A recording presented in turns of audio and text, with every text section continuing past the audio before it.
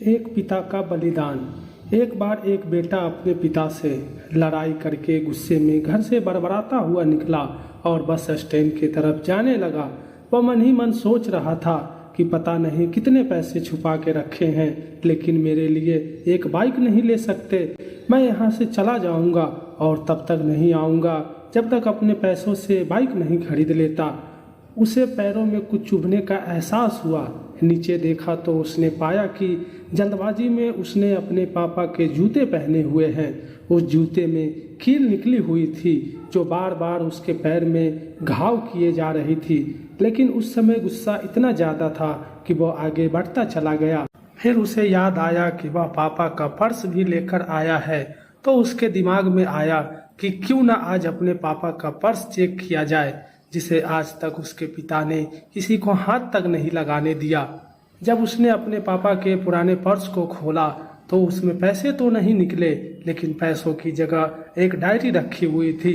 उसने सोचा कि यहाँ पर खजाना छुपा रखा है, जरूर इस डायरी में लिखा होगा कि किससे कितने पैसे लेने हैं या फिर किसको कितने पैसे पिताजी ने दिए हैं। लेकिन वह गलत था। जब उसने उस डायरी को खोला तो पहले पन्ने पर जो लिखा था वह थोड़ा अजीब था।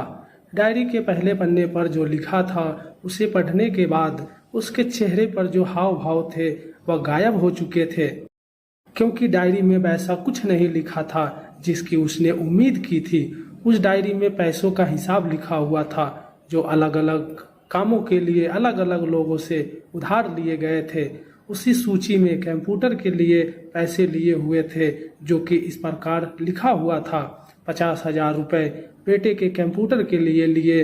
वो वही कंप्यूटर था जिसे वह आज तक इस्तेमाल करता आ रहा था, लेकिन उस बेटे को ये पता नहीं था कि उस कंप्यूटर को खरीदने के लिए पैसे कहाँ से आए थे।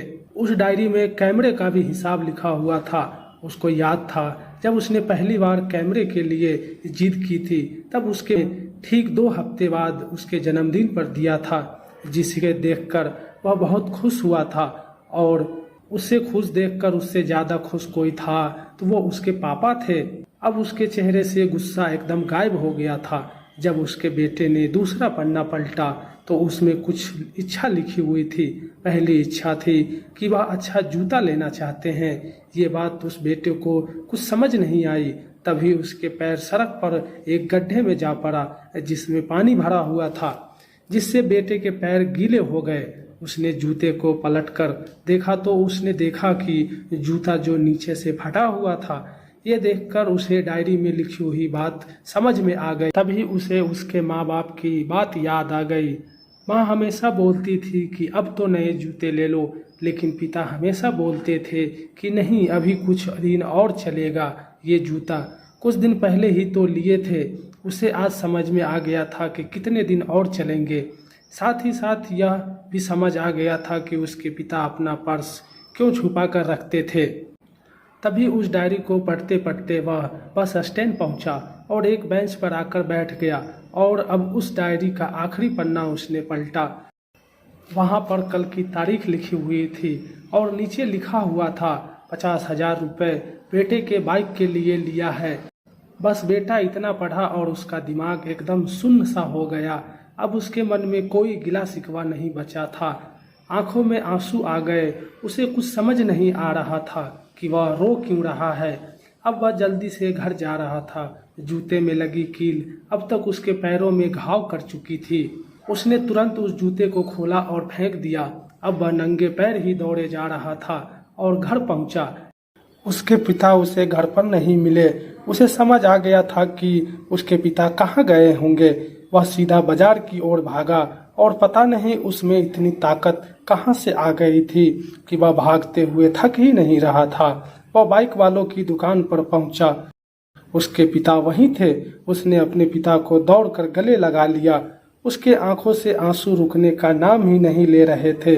उसके पिता समझ नहीं पा रहे थे कि क्या हो गया। उसने पिता से कहा कि पापा, मुझे मोटर बाइक नहीं चाहिए, आप अपने लिए जूते ले लीजिए। अब मैं आज से जो भी करूँगा वो अपने दम पर करूँगा, अपने मेहनत से करूँगा।